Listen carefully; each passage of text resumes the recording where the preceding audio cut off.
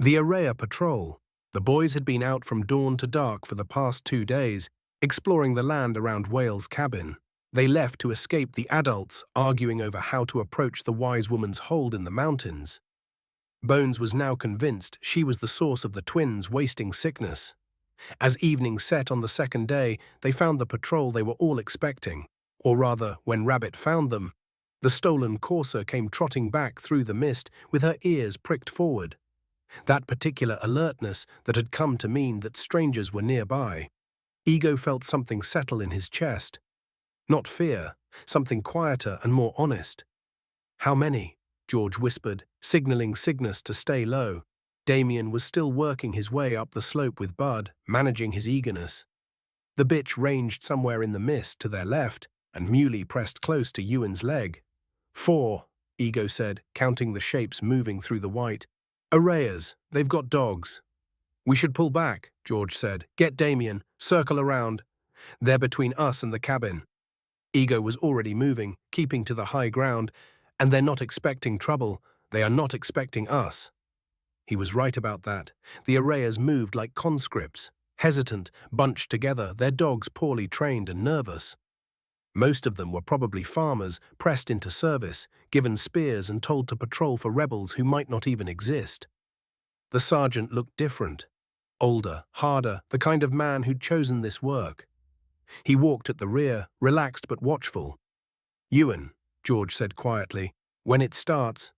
Ewan already had an arrow nocked. The Blackwood dogs knew their work. When Damien finally crested the rise and saw what was happening, he didn't need orders. The bitch went low and fast, and the Araya's dogs broke immediately, yelping, scrambling over each other to get away from something that moved with absolute certainty. The sergeant saw it happening, saw the mist part around boys who shouldn't be there, saw his dogs run, saw his men suddenly looking at spears in their hands like they'd forgotten what weapons were for. He ran. Smart man. Ego almost respected it. The fight lasted perhaps 30 heartbeats. Ego came down the slope like water finding its level. Simple, direct, inevitable. His axe caught the first Araya in the shoulder before the man could even raise his spear. George was beside him with the scavenged sword, and together they moved through the remaining 3 with the practiced efficiency of boys who'd been fighting for their lives since summer. Ewan's arrows took one man in the leg.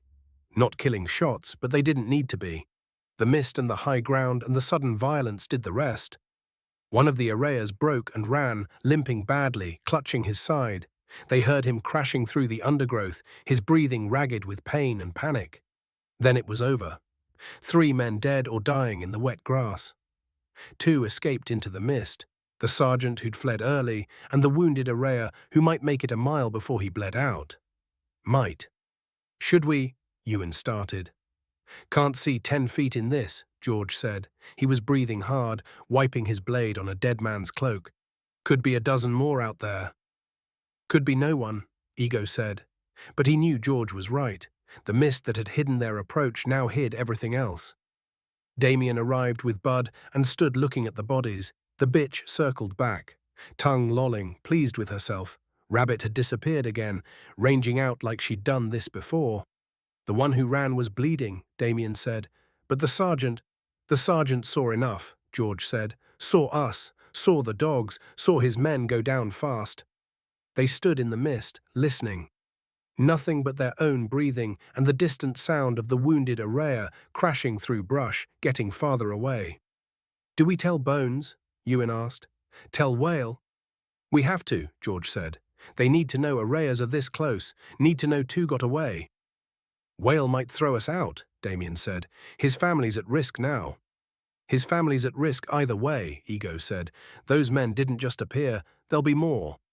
They argued about it while they checked the bodies, found nothing useful, just the desperate scavenged gear of pressed men. They argued about it while they made their way back through the mist toward the cabin, the dogs ranging ahead and behind. In the end, George made the decision. "We tell them. They need to prepare." Wail took it hard.